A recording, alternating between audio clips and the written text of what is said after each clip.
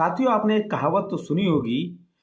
कुत्ते झुंड में आते हैं शेर का शिकार करने, क्योंकि उन कुत्तों के अंदर इतना गूदा नहीं होता है कि वो अकेले अकेले उस शेर का सामना कर पाए।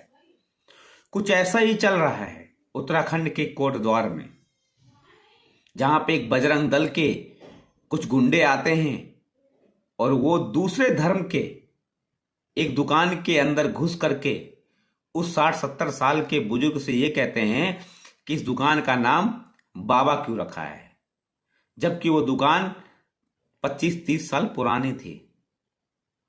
तभी इस देश की एकता, अखंडता और भाईचारे को कायम रखने के लिए एक दीपक नाम का युवक उन गुंडों के सामने, उन दंगाइयों के सामने चट्टान बनकर सीना तान के खड़ा हो जाता है और उस बुजुर्ग की रक्षा करता है और उन दंगाइयों को वहां से भगा देता है, वहां से खदेड़ देता है।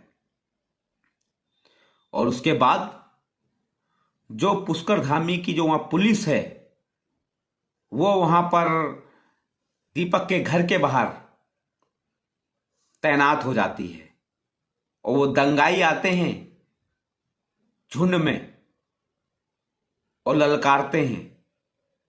अकेले गूदा नहीं था तो झुंड में आए, लेकिन वहां की पुलिस दीपक के घर के आगे तैनात हो गई है, दंगाइयों को नहीं पकड़ रही है। उनके अंदर, पुलिस के अंदर इतना गूदा नहीं है कि दंगाइयों को पकड़े।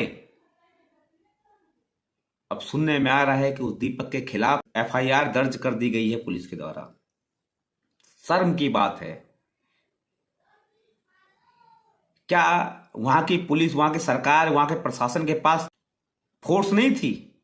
फोर्स लगाते, उन दंगाइयों के सामने फोर्स लगाते, बिल्कुल उसी तरीके से जिस तरीके से जब दिल्ली में किसान आंदोलन हो रहा था तो तुमने फोर्स लगाई थी। बिल्कुल उसी तरीके से लगाते। जब एक छात्र अपने रोजगार के लिए, अपनी शिक्षा के लिए लड़ता है तो तुम फोर्स लगाकर लाठी भांजते हो उस छात्र पे।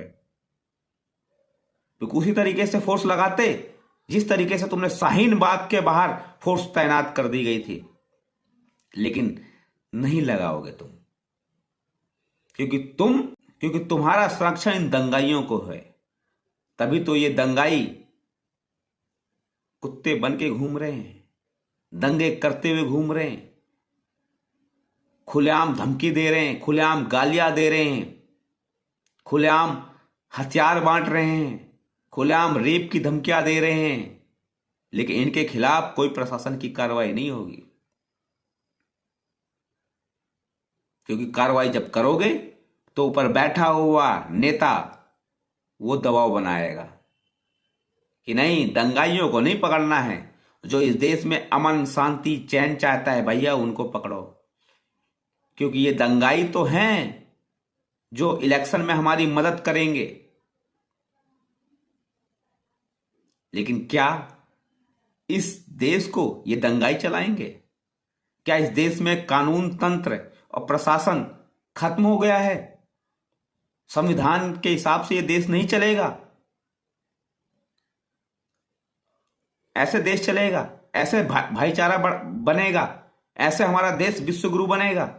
विश्व गुरु बने ना बनेगा, लेकिन गुरु घंटाल जरूर बन जाएगा।